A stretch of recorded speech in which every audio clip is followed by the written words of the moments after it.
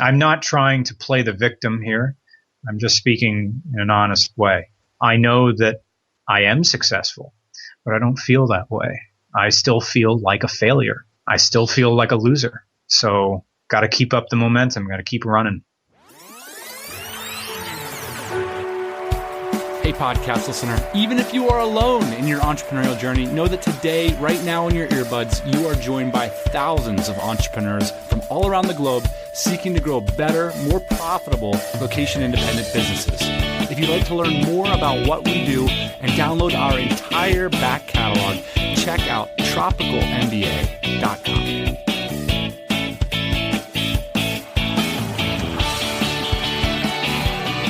Today on the show, I get to speak to someone who I've been wanting to learn more about for quite some time. You can call me Mr. R or Mr. Regular. I'm still a little bit private about my real name and background, but I do have a history in radio and a degree in English literature. I am the creator, narrator, and half writer of the YouTube comedy car show called Regular Car Reviews. Regular Car Reviews is one of my favorite YouTube channels. This is largely due to the unique voices of the presenters, who are still somewhat anonymous, although you do get to see a glimpse of their faces every once in a while. Mostly in the rearview mirror. And they are Mr. Regular and the Roman. By the way, I've seen these guys' faces, and Mr. Regular joked to me about how he had a face for radio. Not true. Me and you, Dan, we have to stick to the radio. These guys, they could actually do a little camera work, I think. To give you an idea of Regular Car Reviews, here's a clip from one of their videos. If you own a luxury work truck, you own a business, and people call you boss. But if you own a Ferrari, you own multiple businesses, and people call you sir. And you don't even need to be a car person to enjoy this YouTube channel, because it's about so much more. First off, it's hilarious. Second off, he's constantly making references to movies and literature, politics, and culture. I'll tell you another thing that he makes a reference to quite often is central Pennsylvania culture. And it's kind of weaved in there in a way that it wouldn't be so obvious, right? But for somebody like you, Dan, that's from central Pennsylvania, all these jokes really hit home. But yeah, you know, Ian, from being from such an obscure place, it's really cool to find some media finally that in some ways is glamorizing or at least showing some of the cultural uniqueness of South Central Pennsylvania. With that said, like the last episode that we did with Patrick over at Red Kite Prayer, I don't think you need to be a car person or a bike person to understand what's going on in the show.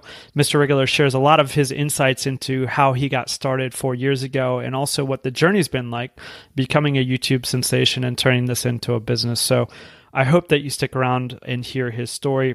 Just a word of warning, this interview does contain some adult material, so if you are hanging out listening to the show with someone that is under the age of 65, you might not think this is appropriate. They are dark on this channel. I think that's part of the reason for the appeal. If kids are around, it's time for earmuffs. Last Christmas, we did the Elise, but this lady just sobbed while driving a Saab this year. Well, I started Regular Car Reviews when I got back from Alaska, which is a whole nother story, where I was looking for work in Pennsylvania, didn't find any. And I did it for a little bit, started to take off. Called up Roman, said, hey, what are you doing? I said, no, really nothing. We were both in that grand wasteland after college. I said, hey, a guy's coming out with the Dodge Avenger. Do you want to help me write a bit on it? And he said, sure. At that moment, I thought we may have something here. So we kept it up, and the videos started to get shared. The big breakthrough was our Miata video, the first one that had such catchphrases as track day, bro, and the best, which just goes to show you that if you want a comedic phrase to stick, all you have to do is say it a bunch. Track day, bro. Yo, track day, bro. Bro, going to track day? Go to track day, bro. 5 sets of tires, bro. Yokohama, bro. Sumatoyo. Nitto. Hoosier, bro. Hoosiers. Got some Hoosiers for the track day, bro. Bro, you coming, bro? Cones. Gonna tear it up. Left foot braking, bro. Track day, bro. Come and get a roll bar, bro. Let's kiss. Did you see any potential in that, or were you just thinking at that time, this is fun, this is funny? I saw no potential in it. I saw it as nothing but something to pass the time. But there came a moment where I was looking for a job in Pennsylvania, couldn't find one, looking for one, couldn't find one. And I was with my good friend Tom, who is a doctor of chemical engineering, a real scientist. And I was moaning to him in the car, like, there just isn't any work here. And Tom said to me, well, if you could do anything you want, what would it be? And I said, Tom, if I'll be honest, you know those 3 or 4 dumb videos I made? He said, yeah. He said, I would do that forever. And Tom just said, well, then do that. And I said, there is no money in that. There's nothing. And Tom said something very important. He said, don't think about it. Don't think about the money. Just do it. Like, okay, Tom's the same age as me, way more successful. Maybe I should start listening to my successful friends and see what they have to say instead of, I don't want to say having the career my parents wanted, although that was a little bit of it, doing a job that would be reputable in the eyes of my elders and be a job that I could talk about at a Christmas party and have me fit in. Because even now, it's very difficult to explain, especially in the small town that I live in, what I do. And when asked, sometimes I want to avoid the question, and I'll just say, I'm an automotive journalist. Now, even that is pretty interesting, like in some of these small Pennsylvania towns. But if I'm honest and I say, I have a YouTube show and I make money off that, the first question that people ask is, how's that work? And I say, it's like any other job. You fill out an application, you hand it in to YouTube, you follow a few things, then you start making videos. And then their next question is, well, how's that work? I say, well, you put videos up, and based on how well they do, you get money. Well, how's it work? And then they keep coming back to that. It's like, well, how's it work? I say, you have direct deposit with your job at the aluminum extrusion plant? Yeah, it's like that. It comes in. Well, do you have to choose the ads? No, they put them up. Well, how's it work? But at the same time, when people come and ask me, well, how do I make videos that will make money? Sorry for the name drop, but I say the same advice that Freddie Wong gave me, and he has a very successful, almost franchise, multi-channel thing called Rocket Jump and previous of Node Studios and everything. Freddie Wong is the guy who made Video Game High School. He made all those overly stylistic gun battle videos in video game style. And he said, if you really want to have fun on YouTube and make money, don't make videos that you think other people want to watch. Make videos that you want to watch, because if you enjoy it, you're going to have fun doing it. And odds are, if you like it, someone else will too. So you see a lot of people trying to make money on YouTube by chasing trends. And that's where you get the entire Wendy's Super Bar, timely reference, entire Wendy's Super Bar of reaction videos. Reaction videos are for people who don't have original ideas. Show me a car show that resorts to destroying cars, and I'll show you a car show that's running out of ideas. Which is a subtle dig at Top Gear toward the end. They just crashed caravans and dropped pianos on cars. I'm like, all right, I see what you're doing now. It was absolutely awful, yeah. Although I don't want to knock Top Gear. If it wasn't for Clarkson, Hammond, and May, none of us would be here. I mean, they were pioneers. You really feel that way? Yeah, I was inspired by Clarkson. Who wasn't? Who watched Top Gear for the first time and thought, I want to do that? Because before them, what was there? There was Auto Week and John Davis. John Davis, who talked like this all the time. He never had a bad thing to say. You look up automotive shill in the dictionary, there's John Davis. Not to knock him, I mean, he did Auto Week for almost 30 years or something like that. He was consistent, and I still watch all those retro reviews on Auto Week, because goddamn, sorry to swear, Motor Week. He was the standard, at least in America. Absolutely, yeah. And like you said, he did that show for 30 years. He reviewed cars that people were actually buying.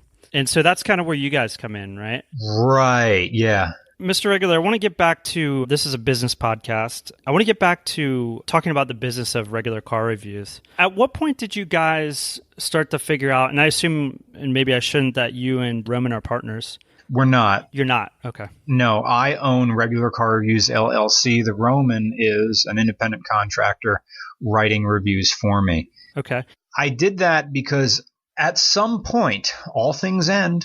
At some point, Regular Car Reviews will end. I'm not saying it's going to be yesterday, but entropy, all things break down. And Who knows? We may get jobs in television. We may move on. I mean, Mighty Car Mods are still going strong. In the case of Matt Farah and the Smoking Tire, he does so much more stuff than just the Smoking Tire, but I assume he still owns the Smoking Tire. That's probably his business. Everything does end at some point, and you have to have the foresight to know that that's going to happen. And it sounds like this was your first business, though. So how did you, a lot of people would just say, hey, I want to trudge through the depths of the internet together with someone. You're my guy. Let's just partner on this. But you said, no, I'm going to do this, and you're going to independently contract for me? Right. Regular car reviews, like Freddie Mercury and Bohemian Rhapsody, this is my baby, and it will succeed or fail under my actions. So if something goes wrong, it's my fault. I will share the success, but I will take the responsibility completely for anything that goes wrong. Right. And that's kind of the responsibility of a founder, right? Is to burden the failures and to be accountable for that and not have everybody go down on the ship. Share the success, but burden the failures. Now, it still is a collaborative process between myself and the Roman, but Roman has other jobs. He does other things. I arrange the trips. I do all the editing and the majority of the voice acting. I do half the writing, although some reviews are written completely by Roman and some are also voiced by the Roman. He does a few. Roman writes all the songs. I am tone deaf. I can play the drums, but not that. But we still split the YouTube profits. As far as we also have a Patreon, which really pays for us to travel. How does that work? How's Patreon work? People give you money. You don't have to, but if people want to throw in $1 a month or so, great.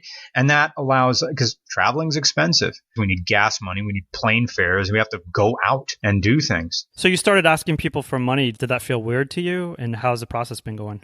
It felt a little bit weird, but we wanted to leave Pennsylvania. We wanted to go out and see more stuff. And I offered it completely sincerely. Here are our goals. Here's what we're going to do with your money. And here's what you're going to see for your investment. You're going to be able to see us travel. You're going to see our new project car. We'll bring the car out. We'll start filming it. We're on goal 3 of 4. 3 was a Vagabond Falcon. Goal 4 is to save up and go film cars in the United Kingdom. That's going to be expensive. So in terms of the money that you guys have coming in, which is more substantial? Is it the YouTube money?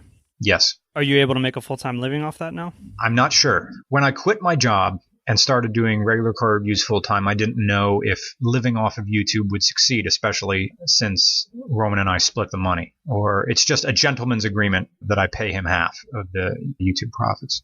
I planned doing regular car reviews as a full-time job a year before I started doing it as a full-time job, and that I saved every cent I could from my day job. And I lived like a hermit, and I didn't travel, I didn't party, I didn't even buy beer. And I saved up enough money that I could live off of, pay my rent, bills, car insurance, everything for a year. So I would have this pad saying, no matter what happens, even if we don't make a cent, I'm good for a year. On the show, we call it runway. This is my 12-month runway. And it's been almost 2 years now. And the money that I get from YouTube, like my share of it, I haven't used for living expenses yet. I've just saved it. In the meantime, I picked up some side jobs like Road and Track and some others I can't talk about right now just because I agreed to, just some other industry stuff that I also was able to put back in my savings account. So that year-long runway is still there. In the eventual time where that runway runs out, and then I start to have to pay myself with YouTube money. And I told Roman that, look, because he still has a day job. He's making, honestly, more money than I am. And I told him, when my savings account runs dry, we may have to rethink this 50-50 split. And he says, I understand that. But as of yet, it has yet to happen. And RCR continues to grow. And that's another reason why we didn't go into partnerships, because we're good friends. But I was warned by Freddie Tavarish, another guy from Jalopnik who has had a few businesses as for himself. He says, be very careful with forming partnerships unless everything is on the level, because he says, I've seen friendships go bad. And he said, don't think of being the sole managing member or sole proprietor. Like Regular Car Reviews LLC is really registered as an S-Corp, sole proprietorship. Take this in the spirit in which it's intended. Don't be afraid to be a dictator, because it is your operation and you should have the authority to say, here's what we're going to do. It's interesting to see, through these partnerships, I get to see a lot of them, how much is dictated by, call it like personal trajectory as well. So, as soon as like the Roman, I don't know if you guys have kids, but somebody has a kid or somebody moves away, things like this can almost instantly break up a partnership that really has nothing to do with the business. Right. Roman and I are still single. I'm seeing some people, but now and again. But yeah, that's another thing. You don't want a Yoko Ono coming to break up the band. Right. But eventually it's going to happen. Trust me. Eventually, yeah. I'm very interested to hear from you how the collaborative writing process happens. It seems like you guys maybe split duties on, does somebody write one complete episode or do you collaborate a lot? And how does that work get passed back and forth from each other? What normally happens is I'm filming a car and Roman will take notes. I have a pretty good memory when it comes to cars, so I will write my review based on my own memory and feelings. Roman will take care of some of the technical aspects, stuff that can be looked up. And then he will email me like a Word document of his narrative. I will take that and weave in my thoughts. Sometimes I'll edit his a little bit. His narrative comes first and mine comes in second. Although sometimes it's flipped. Like right now I'm looking at my calendar and there's a review coming up on the 22nd that I told him I'm writing this one completely because there's like a few things I really want to say with this and that'll happen. Or in his case, there was a final Ford Thunderbird. He completely wrote that one and narrated it because he has a thing for Ford Thunderbirds. Even though he doesn't drive one, he drives a Mustang. Got a car crush. It's got a shapely butt. That fox body black sheep is talk of the town. The new model also severely reduced the use of chrome. Return my treasures to me, and I myself will carry you through the gates of Valhalla. Yes, the Thunderbird Turbo Coupe followed in the same idea as the SVO Mustang, and it kind of is an SVO Mustang, except it isn't. Who's the historian in the group? Seems like it might be you. Both of us. Roman is more hip to pop culture, and what did he write his thesis on? Gosh, I can't remember. Mine's early American modernism, so like 1870 to 1910. Basically nothing that's interesting to YouTube viewers, 99% of YouTube viewers. Come on, man, that's realism. All you people... See, now we can get away from business if we get into literature. All sorts of stuff that doesn't make money. Right. As far as videos that make money, like when I review a nice car, like a fast car, like a GT500 or a Ferrari or something like that, those will be the money makers. I get to drive it. Ooh. So have dozens of others. Demirio's 360 is the village bicycle of Ferraris. The entire Northeast and most of Atlanta has driven her. Go watch the videos. Gotta do this. It's Christmas. All right, we're driving a Ferrari. So what do we need to know? The Ariel Atom, that was a big cha-ching because they have wider appeal to every young man when they look at car videos just like me. You don't care about your parents' car. You care about the one you can't get. Cult cars are great, but big blockbuster cars with big engines and stuff, they're the ones keeping the lights on. From what I can figure too, a lot of people find your videos, Googling, or I should say YouTubing 1994 Honda Accord review because they're looking to buy that car. Yeah, we do that by having a thumbnail on the video that just has the car, clear shot of the car, big title right on top of car, name of car, and that's an eye catcher. They just click on, oh, this one looks like a real review.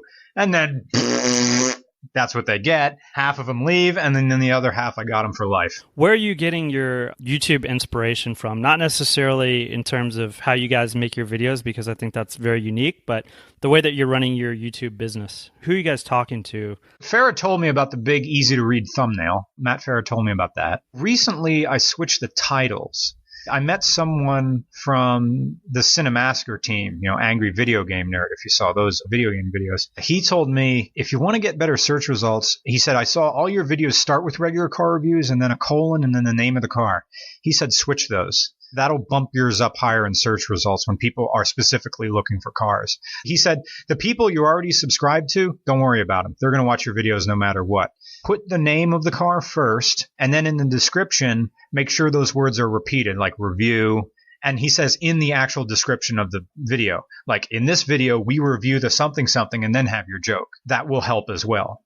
Yeah, it's interesting.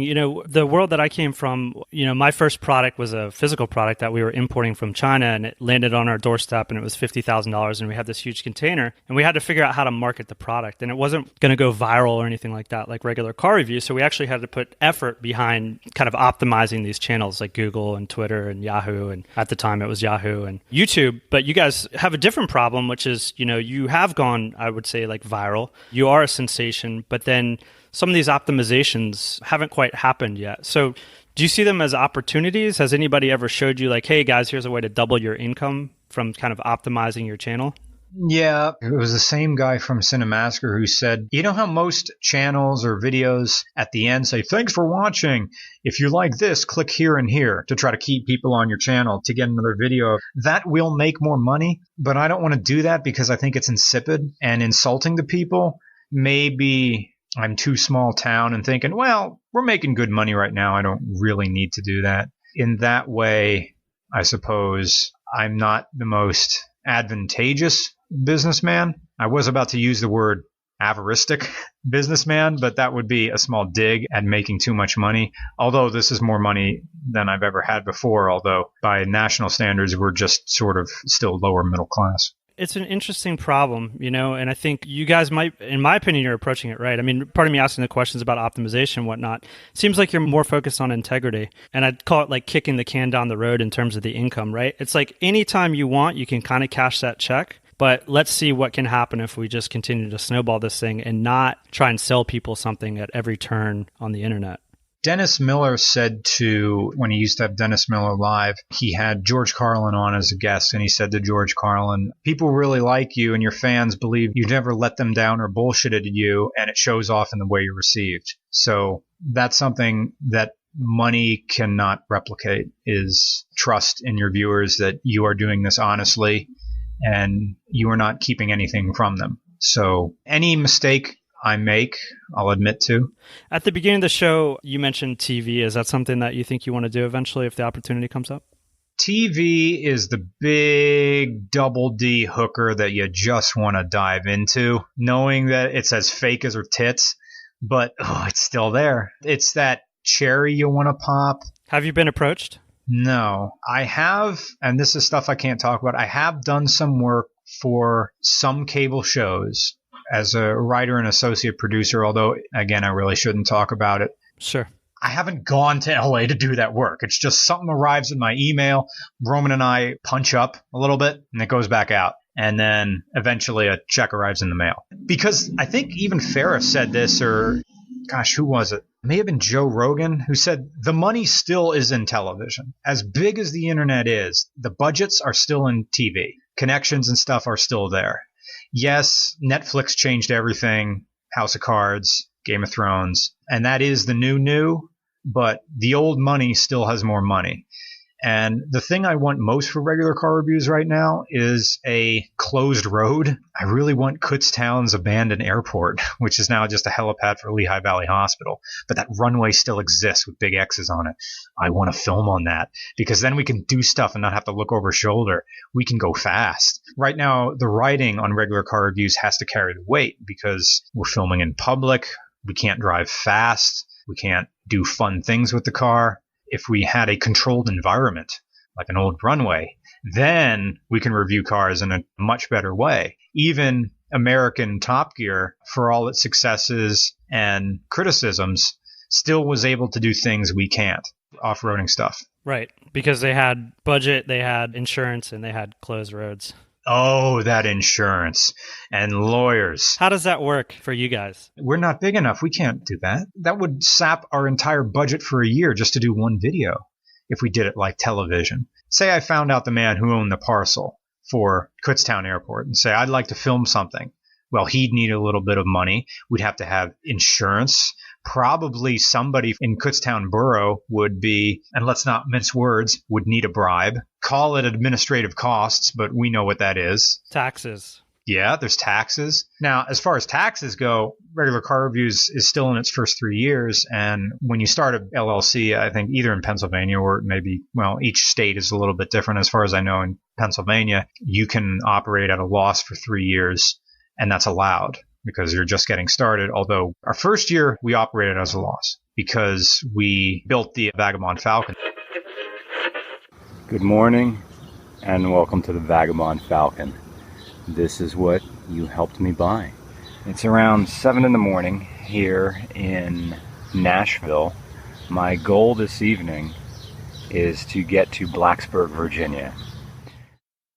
By the way, building cars on a company dime, there's nothing more that the IRS likes to see than that. It's a tricky thing, right? Because most small business owners in America, I own 3 trucks. Yeah, this boat is for taking clients out, this and that. But I guess you guys have a pretty transparent business. Not to say that you're not hiding anything or anything like that. The Vagabond Falcon is a company car, and it's going to be used as a film vehicle and a promotional asset for the show. I don't want to use something so worn out and eye-rolling as growing the brand, but it does. Since we don't show our faces, the Falcon is the face of the show. Although it has yet to appear in the background as a camera car because we're still dialing it in through testing and tuning.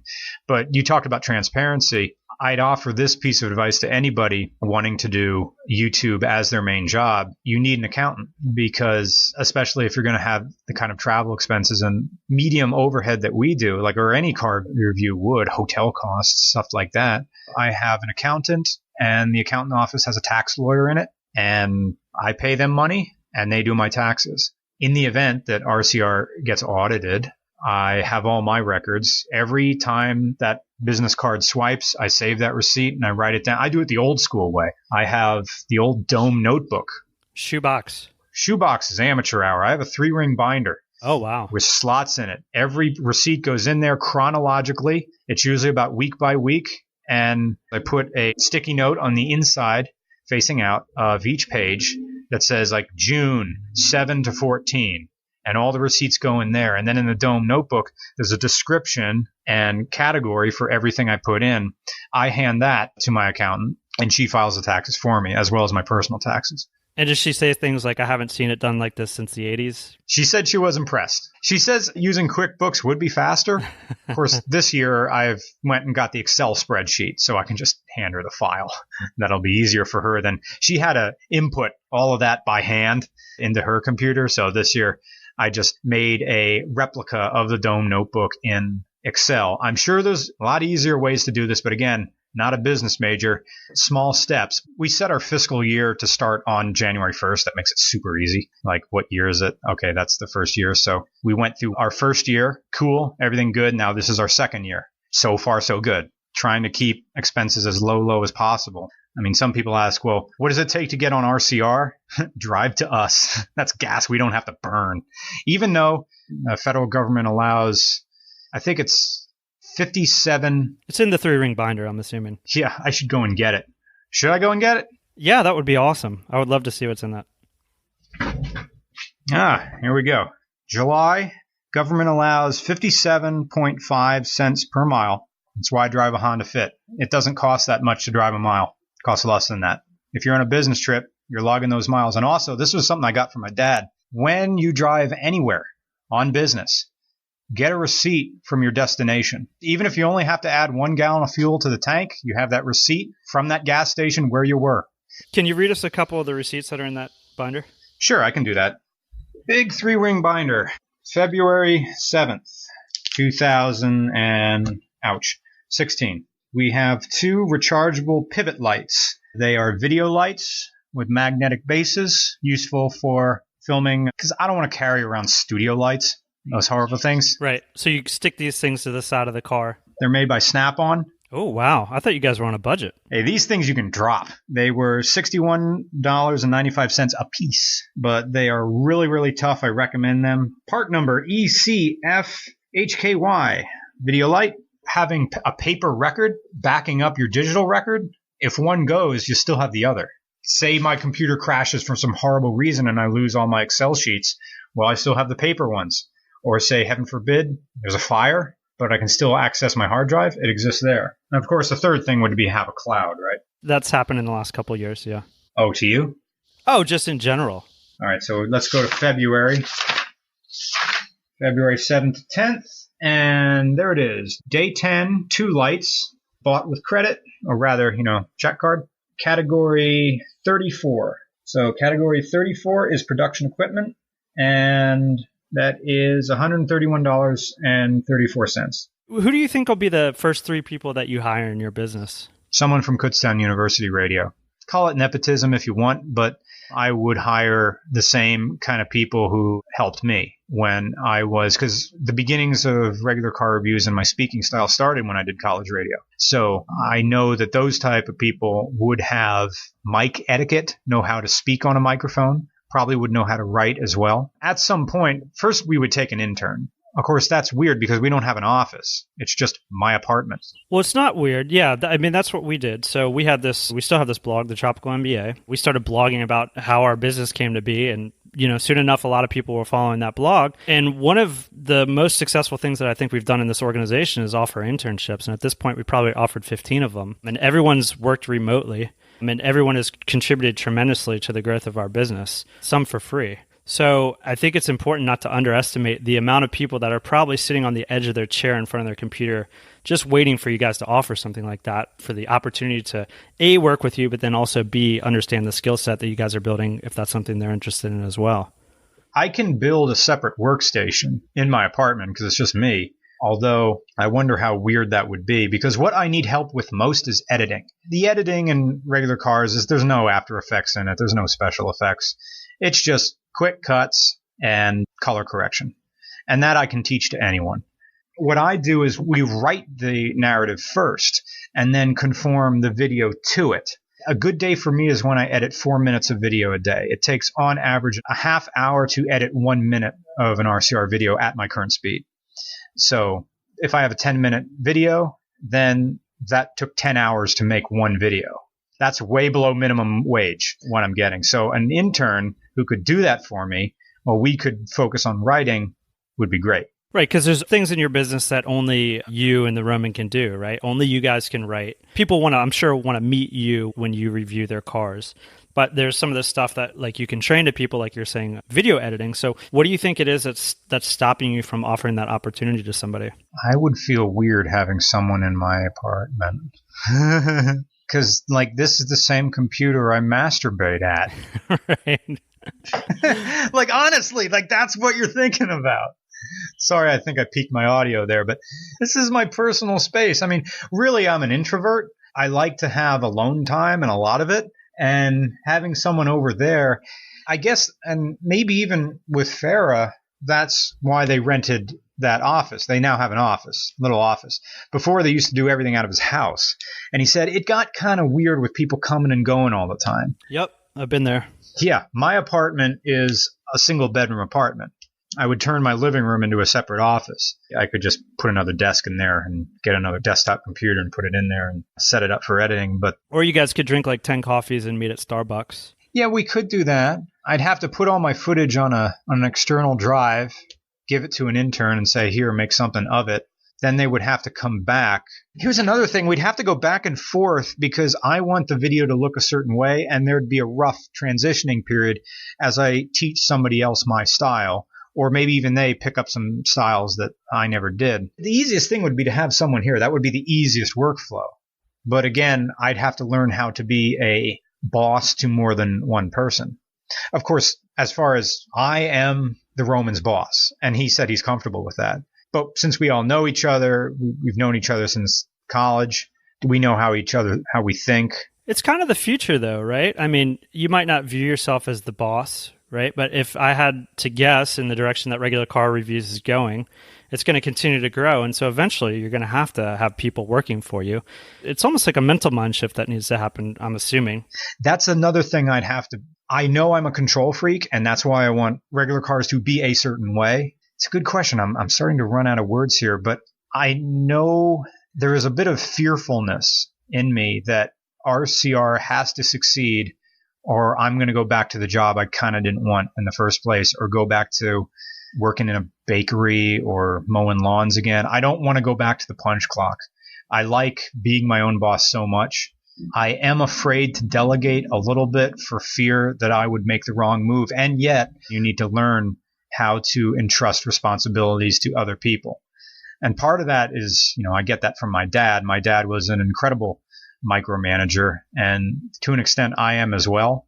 Although as far as Roman's writing, I trust whatever he does. But when it comes to things like editing and scheduling trips and making decisions involving money, I still would have a hard time dishing that out to anybody else. I've got a book that you might find interesting. It's kind of hard to find now. You might look on Amazon. It's called Maverick by Ricardo Semler. He has some amazing philosophies on management. So you might want to check that out. And it was one of the books that I read that really inspired me in the early days. And I think we hired our first employee like 2 or 3 years in. It was after I read that book. And immediately after I read that book and immediately after we hired our first employee, I had deep, deep regret for not making the decision earlier. Really? Yeah, I felt like I could have accelerated the business probably 40 to 50% faster if I had hired that person. This company that we founded, I was a product designer. And so that's part of the reason why that business existed, because I was designing products. And I thought, like everybody thinks that they're the best at what they do. And that changed the moment I hired another product designer that was better than me. And then I said, oh shit, I've been wasting my time all along. My true talent is running this business and doing all the things that only I can do. There's a million product designers out there. And we started producing better products than we had ever produced before. So it was just one of those moments in my life and my career where I felt like I had screwed up because I couldn't get past myself in a way, if that makes sense. Yeah, I hear what you're saying. The idea that someone else is making decisions that will affect your food budget that you don't have input on, at least at some level, makes me feel like I would be walking on a tightrope, especially when it's taken off so fast. It still feels like I have one foot in a successful future and another foot in poverty, or the worst feeling. What if it fails and I got to go move back in with mom and dad? Crap like that. You're still thinking worst case scenario, and the worst case scenario is very real, and it's something that you don't want to happen. Right. We're only, even though RCR was around, like the channel existed for like 4 years, it didn't become serious until a little over a year ago. In terms of the camera equipment that you guys are using, one of the things that it seems like you guys pioneered was the POV, or the point of view cam, which seems to be really popular. And I assume it's probably a little bit easier, you guys, on editing. Is that right? Yeah, you just strap it to your head. GoPro makes the head strap and the head mount. It's easy. And people love to watch it. And so how did you come up with that? I put it on my head. Well, most people that make car videos, that's not how they make car videos. You're right. Isn't that true? They point the camera at themselves. Egos. I'm not knocking people. I mean, if you have a personality and if you are interesting, that works for you. For me, I don't care to be on camera. I don't want to be on camera. Although I still talked about television, didn't I? Yeah. You did. I probably could pull it off being on camera, but I'm a writer, really. I prefer being behind the camera. Or voice acting, which I enjoy as well. I think you said something at one time, and I don't remember where this was, and I could be paraphrasing you or misquoting you, but I think you said something like, you know, all these car shows, they focus on the presenter and not so much on the show, and so that's why you chose to be anonymous. And also the job I had, I thought I was going to try to keep. And if I'm there on camera talking about pussy juice, I may not get hired. But that's over, right? But it's over, right? So, I mean, there is 1 or 2 videos where I do have the traditional camera on myself. They went all right, but I'm still comfortable behind the camera. There's a little bit of Half-Life and Gordon Freeman, You Become Me, as you're looking through my eyes, or rather just above my eyes, because that's where the GoPro is. Right, that makes sense. So do you think that you're always going to stay anonymous, or do you feel like this is coming to an end? I mean, on some of the videos, you're starting to show your face. Is there a lot of reasons to stay anonymous at this point for you? Personal reasons. I don't think I'm that great to look at, so I have a face for radio. That's what we say all the time, yep. I guess I'm okay. I mean, automotive journalists in general aren't pretty boys.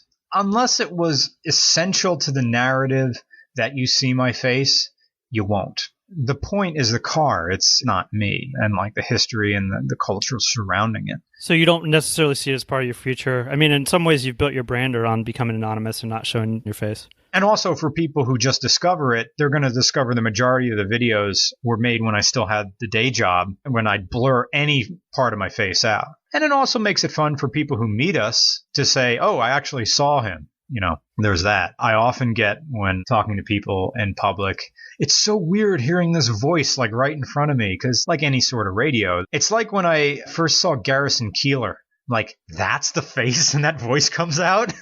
I pictured this guy with slick jet black hair and a commanding Gregory Peck chin, not another English nerd like myself. And I also can tell that my hair is thinning, like on the top, because I'm 35, so it's starting. Oh boy. I got another good 3 years before the buzzer's coming out, and I'm just going to go Chris Harris, just bzzz it, and eventually just go Matt Farah.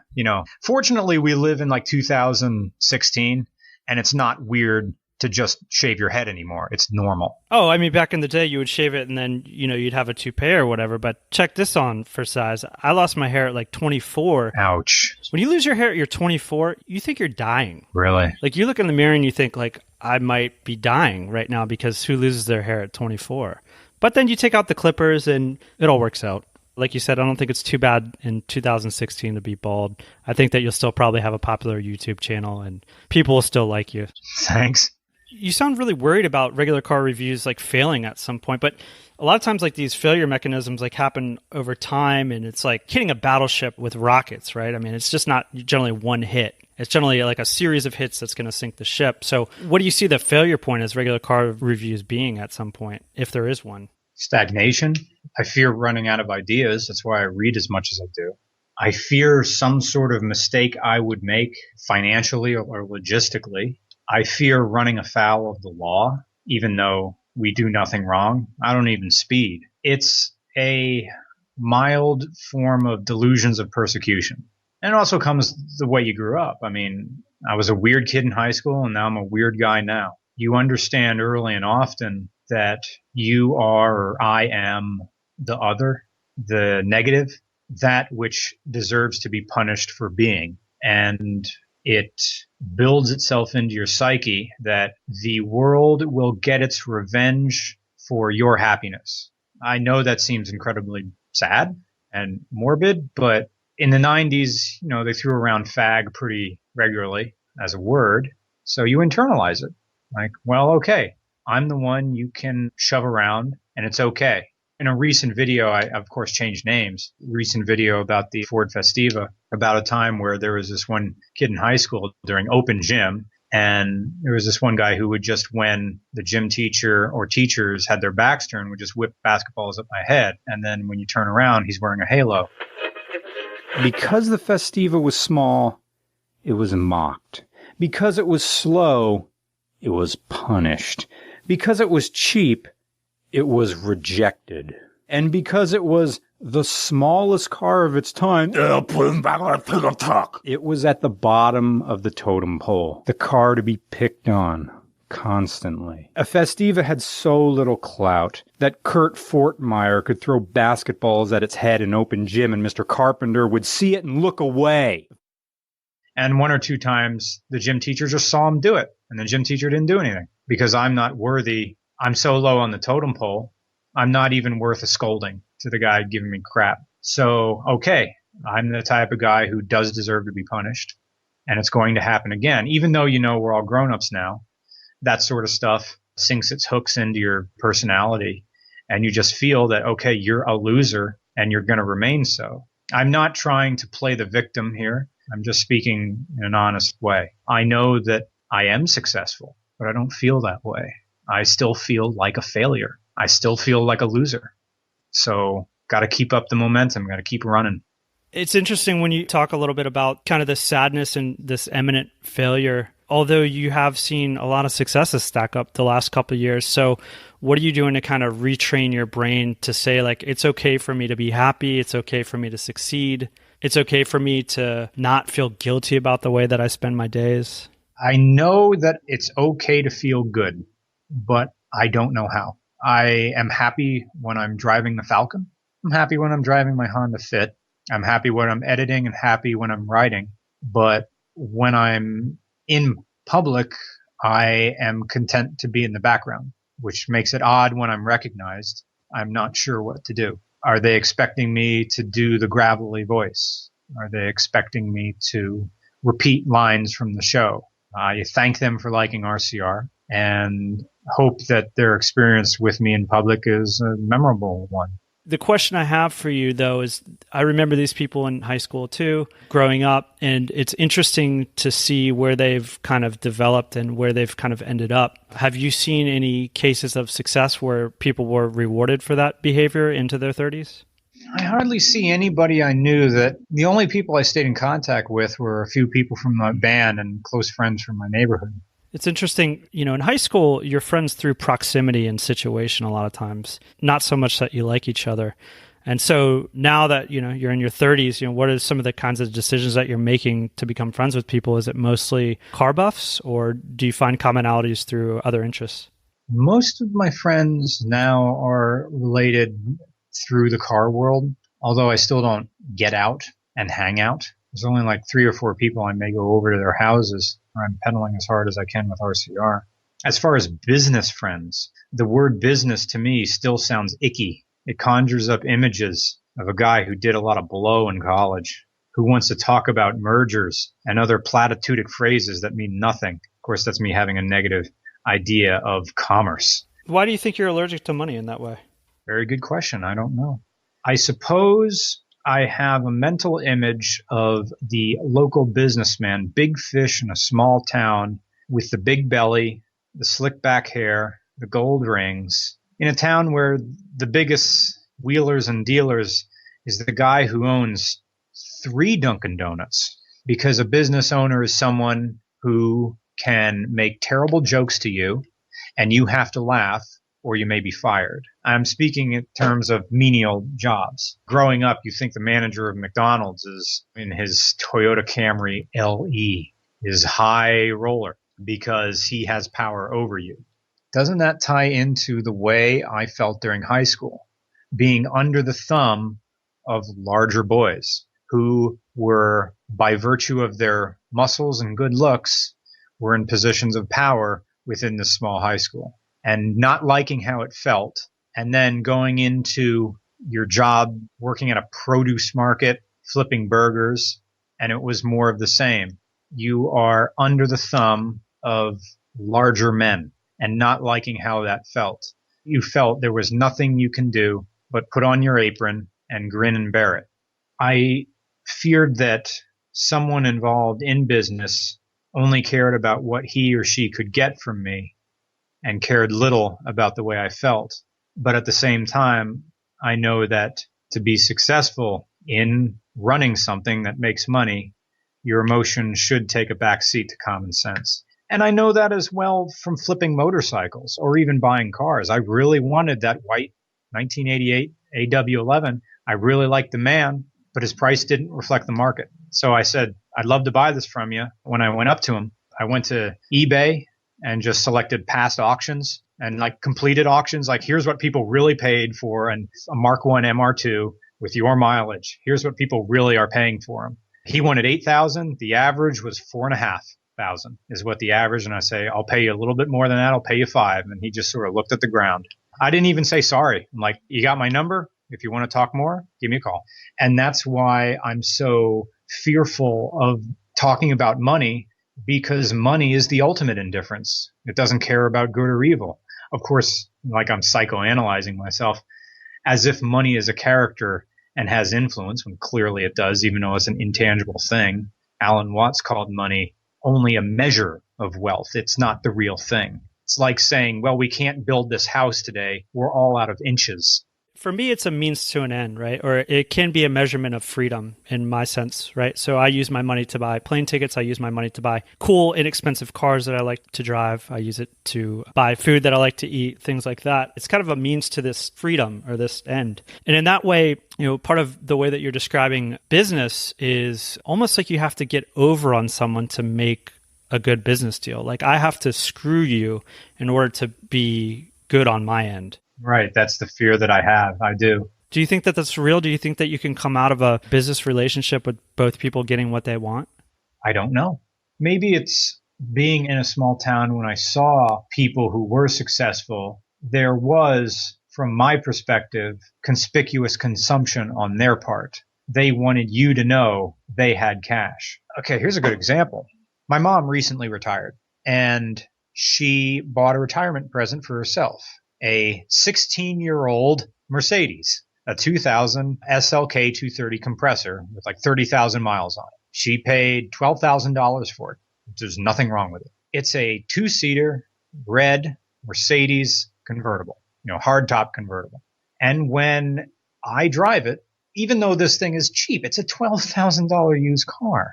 People in $50,000 Dodge Cummins pickup trucks will look down at you, figuratively and literally, as if, oh, here comes Mr. Moneybags in his Mercedes. Comparatively speaking, the money we've spent on the Vagabond Falcon, turning that into the nice cruiser that it is, costs more than that. Matt Farah said that if you buy a project car, $12,000 is the minimum you're going to spend if you're going to build up something. Either you're going to pay that up front or you're going to nickel and dime that. We went a little bit over that. And that was with 6 sponsors. The fear of losing money and the fear of failing taught me how to hustle for sponsors big time. And now I have a completely different opinion about those who build a car with sponsored parts. From a tax perspective, we didn't spend all that much on the Falcon, although I couldn't do it without the Patreon because that's what fuels RCR. That's what keeps it going. We had 6 sponsors, and Advanced Auto Parts was one of them. They gave us all the parts to rebuild that engine. We got the entire front end of the car sponsored, like the double A-arms, coilovers, rack and pinion steering. And then through friends, we got a good deal on the motor, the trans, lots of the little parts. Speedway Motors was another good sponsor. So they just gave us stuff. That's me answering my own question. Those were all business deals, weren't they?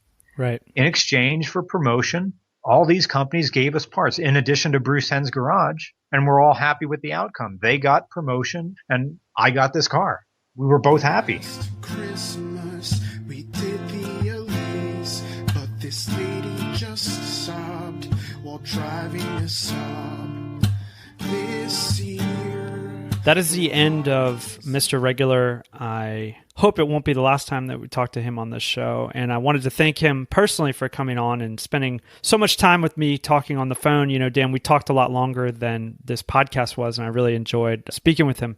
Great mind. With this 3-part episode series where we're talking with people who've turned passions that we share into businesses, that was the case in all 3 conversations. There was like this long off-the-record conversation, just getting to know the person. So that was like a fun part of, I guess, being a podcaster in this sense, is that we got to call these people up. I don't know, before this podcast, I never would have thought that you could reach out to this person and make that connection. So glad that you did, because it's such an amazing channel that has brought a lot of laughs into my life. So it's cool to see the story behind it. And it's also cool, we ended the episode with Mr. Regular kind of talking about his ideas about what a business person is, historically speaking. And I think one of the things that we try and do on this show is provide an alternative for people that are looking to get into some kind of business, are looking to change their life through business, but not necessarily in the traditional way that you would view a business person in the past, right? Kind of stuffy, looking to get one over on somebody, wearing a suit, carrying a BlackBerry. They don't make those anymore. But there are different scripts. Exactly. And we're trying to, change the vibe of the business culture. It doesn't need to be all those things anymore. In fact, a lot of the best businesses really just came from passion. They really did. People that were interested in things so much that they couldn't help but to do it. And that in and of itself is a form of leadership. It's attractive, and people want to see what you're up to when you're passionate about things. And I think a lot of times you say, instead of doing what I'm passionate about, I'm just, I just got to make money. And so I'm just going to forget about the things I'm passionate about. I'm going to do what other people say. I'm going to try to cut deals, do all these things. And I think that sort of lifestyle where, you sacrifice your true interest to do something different is part of the reason that I think that becomes very unattractive for people. I didn't grow up thinking like, oh yeah, I want to be one of those people who doesn't do what they really want to do. It does something completely different from that. Right. Everybody has to make compromises, but I think there's something fascinating about people that are fascinated, and that you can hear it. These guys are funny, and they love writing, and they love performing, and they love the cars that they're driving. And there's something attractive about that. Thank you again to Mr. Regular for coming on this show and being so open about his progress. And thank you, listeners, for tuning in. And we will see you next week on another episode of the Tropical MBA. Wait, we got some housekeeping to do. This is going to be posted at tropicalmba.com/RCR. That was your job this week. That's what you get paid for. Nobody goes there, do they? They go there all the time. What are you talking about? Just kidding. Ian watches this stuff. Check it out. tropicalmba.com/RCR. You can ask Ian a question there. Also, next week, we're going to have the 3rd part of this series where we talk about another person who's turned their obsession, passion into a business. I don't think we should reveal it yet. I think we should just wait until next week. Thursday morning, 8 a.m. Eastern Standard Time. I'm in suspense. See you then. See you then. Hey, thanks for listening to the Tropical MBA podcast. You can go to tropicalmba.com, get access to hundreds of back episodes and all kinds of other goodies. Load up your iPod. That is the cheapest way to fly business class on your next international flight. We will see you next Thursday morning, 8 a.m. Eastern Standard Time.